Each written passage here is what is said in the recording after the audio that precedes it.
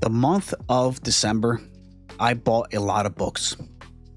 And I mean a lot of books.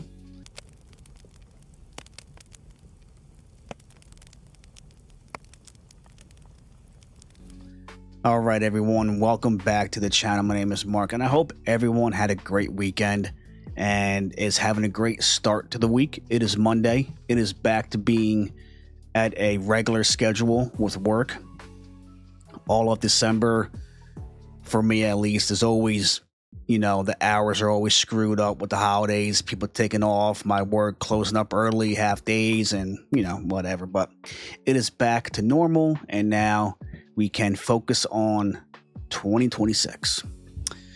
All right, this is going to be part one of, I'm not even sure how many, because I didn't buy like 50 books or anything. I think I bought like 20.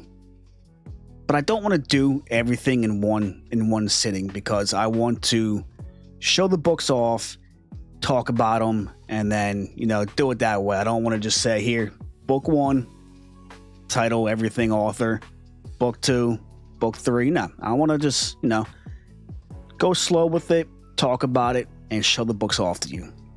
So I'll try and not make it like a lot of videos. Right now I have 5 books here with me to show off. So, and a lot of them are, they will be authors that I haven't heard of. In this pile here, I have only one author that I have never heard of. So that is a goal of mine this year, is to find authors that have never come across my my site. So I am looking forward to finding a lot of new authors this year. All right, well, let's start off with book one. This first book is by an author who got me into the fantasy genre last year. And it is Dave Lawson, his prequel to The Envoys of War. And this one is called The Pawns of Havoc, an Envoys of Chaos novella. Look at that. The cover's awesome. Now, I read, like I said, The Envoys of War last year, and that is the book that started the car with fantasy. That drew me in, and I read that really quick. And I had a lot of fun, enjoyed it, and yeah, I'm excited to get to this one. So, what is this one about? No mercy, no questions asked. Cork has quickly made a name for himself among the Castellan mercenaries, but now his boss has come to him with an unusual job. Cork's erstwhile countrymen, the Wind, have hired him to travel into the barren frozen lands and destroy a convoy, leaving only one survivor. Cork isn't sure he can trust the Wind. He feels like a pawn in their political game. However, his mother is sick, and the Wind have promised to heal her if Cork does the job. And killing is what Cork does best. To make matters worse, Cork's crew has been decided for him. Arabella, an inexperienced and infuriating archer, and Nessa, a gloomy criminal with a murder on her mind. Okay, so not only is he being asked to do a job, but he's being teamed up with an archer that is inexperienced, so you can't really trust her with her shots. And then a gloomy criminal with nothing but murder on her mind.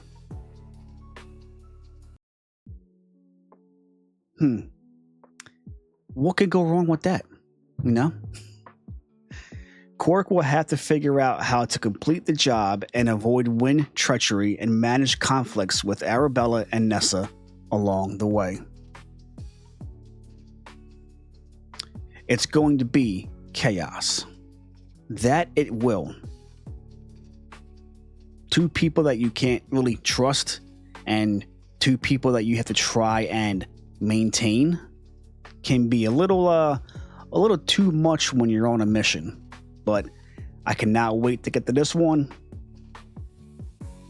Dave Lawson, The Pawns of Havoc. The next one is, I love this cover. I've heard a lot of great things about this author, and I cannot wait to get to it. It is by L.N. Holmes, the author. The Floating Castle. Look at that. Look at that cover. It is beautiful.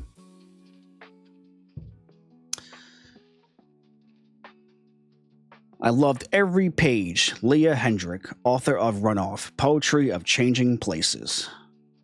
5 stars, no notes. Millie Ab. I'm not even going to announce or try to pronounce that last name. Author of A Legacy of Blood and Bone and Daughters of the Blue Moon. She wants to control him. He wants to kill her. Okay. To secure her position as the Emperor's favorite daughter, Princess Fu Liling sails across a monster-infested sea to marry and subdue Elias of House Zarstafel. I believe I said that right. Crown Prince of a rival kingdom. When she meets Elias, however, he unexpectedly refuses to marry her. At risk of being cut off from the imperial family, Liling tries to force the wedding, only to discover that Elias is a murderer and she is his disposable hostage. Okay. Liling resolves to expose this betrayal to her father and plots an escape, relying on a reluctant guard and a rebel which to aid in her flight. Elias, who'd rather see them all dead than free, gives chase.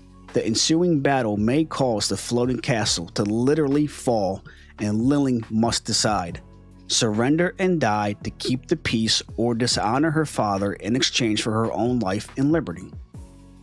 The repercussions of her choice will ripple across a continent. Whew. Yo, that sounds really good. Like, that is so much in one book. Oh, that sounds really, really good. And I will be getting to this a lot sooner, and I mean a lot sooner than later. Wow. Well, that is book 2, The Floating Castle by L.N. Holmes. Book 3 is by another author that I've heard great things about. I hear her writing is very, very good. Her books are excellent. And I cannot wait to get to this one either. I can't wait to get to all of them. Okay. It is Unbound by Trinity Cunningham. Let me stop right there before I go any further into this conversation.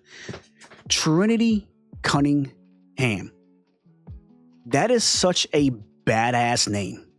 Okay, in my opinion, that is a badass name. That name sounds like the author is this like ex-Marine sniper who has like 235 confirmed kills. Like, they're pinned down. The sniper is, I don't know how far. They're trying to get out of a situation, and Trinity comes up top, sets up in her position.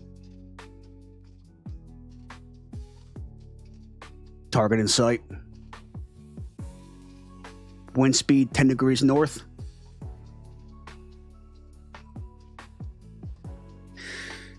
Takes a breath. Exhales. Takes a shot. Target is down. Excellent shot, TC. Excellent shot, TC. Okay. Oh, man. Yeah, I'm sorry. I crack myself up sometimes. But I love her name, Trinity Cunningham. I love it. All right. What is this book about? While working as head chef in the governor's manor, Mick receives a visit from his great uncle, who comes bearing a gift. The gift he gives contains a magic that's somehow connected to Mick's own power. On top of that, it reignites his longing to return to Cartha, the country of his birth. He spent his entire life ignoring his desire to return, but now, even after learning why he'd been discouraged from going, it would be impossible to stay away. Not even a prophecy could deter him. As he weighs the risks of returning, Mick is approached by his employer, the reputable governor, with a more sinister side. It had been 1 year since Mick had witnessed a horrifying scene in the governor's study. It was only a matter of time before any consequences came of it. The governor presents Mick with an offer that's too good to be true. Whether Mick accepts or declines, neither outcome will be good for him, so he's screwed either way. But no one turns down a man like Governor Riggs. With Governor Riggs awaiting an answer and his uncle's gift stirring up old questions, Mick has sought answers to his whole life. His decision will alter the course of his future forever and may bring the destruction of an entire country. Back-to-back books where the choice of the main character will either destroy an entire country or destroy an entire continent. Whew, man. This one sounds good. And look at that cover. I love the cover. I cannot wait for this book. Cannot wait. All right, book 4 is one that I don't know why it has taken me this long to get to, because this is my genre. I love this genre. It is zombies, post-apocalyptic military warfare. And I don't know why, like I just said, I don't know why it has taken me this long to read. All right. What is it? It is Alone Together by S.S. Fitzgerald. The cover alone tells you exactly what's going to be happening in these pages. Their goal: survive. It's been brewing, spreading for months. The line between soldier and civilian is blurred. In the cities, more than a third of the population is carrying the contagion and turning into hyper-aggressive predators. Now a group of survivors must band together and face the chaos of the new world. First of all, the synopsis. 4 sentences. That's it. And I love that. He didn't dive too deep. He didn't give you an extraordinary amount of information about what the book's about. Just 4 quick sentences, and you know that this book is going to be chaos. And I don't know what is different from like other books, but like the ink, the pages, it's a very bright white pages, and I like that. I don't know, it seems very, I don't know, I haven't seen anything like written out like this before. I don't know, but yeah, I cannot wait to get to this one. It has been far too long. I should have gotten to this one a long time ago, because like I said, this is my genre. The last book is the book from the author that I have never heard of. I was on Amazon one day, just looking through books. I typed in I typed in books, and obviously a lot came up. And yeah, I found this one. The cover drew me in, and then I read the synopsis, and I said, why not? Let's go with it. It is called Razor's Edge, Part 1 by J. Bolt.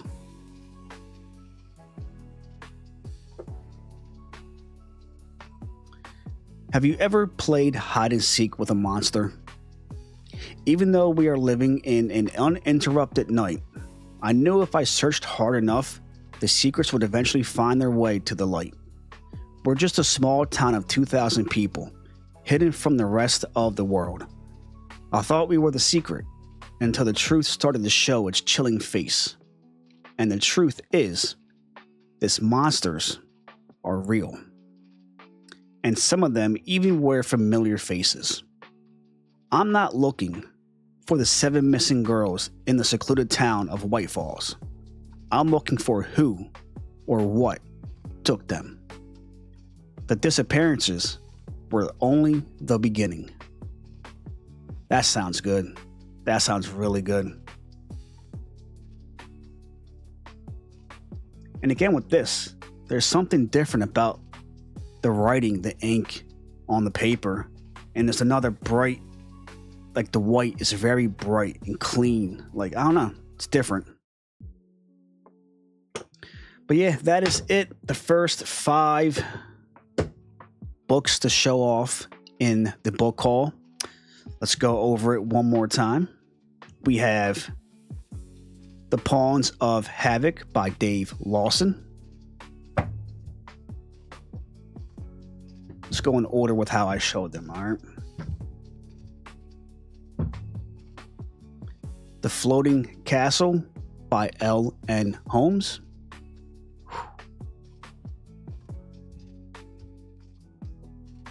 Unbound by Trinity Cunningham, ex-military sniper. Okay. Alone Together by S.S. Fitzgerald. And the newest author that I have never heard of, Razor's Edge by J. Bolt. All exciting books to get to. And I will be getting to them a lot sooner than later. And another thing that I will be doing this year, and I found myself doing it a lot. I did it a lot last year. So a big reason why I did not finish a lot of books last year is because being new to BookTube and finding all the different communities on here through YouTube, Instagram,